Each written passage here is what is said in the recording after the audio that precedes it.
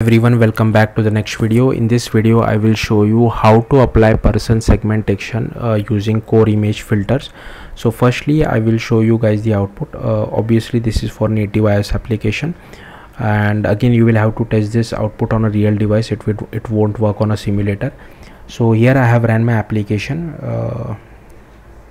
Hopefully it should be available. So here you can see it was able to see the original image, then it again quickly did person segmentation using CoreImage. So this is for one of the images. I'll just quickly change it to some other image as well. So here I will just use image 1. I'll rerun my output.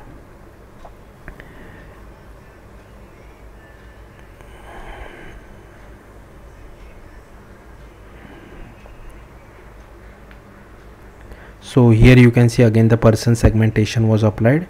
I will use one more image, rerun my application.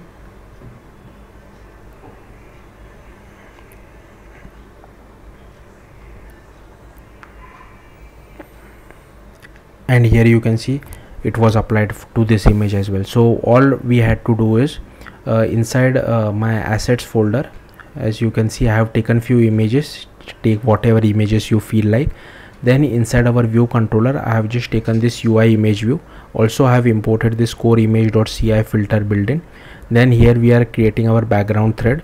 I have added some NS layout constraints to our image view as well as added it to our parent view. Then we are creating our UI image. Change the image name to whatever you have added inside the assets folder, and then we are just adding it to our image view.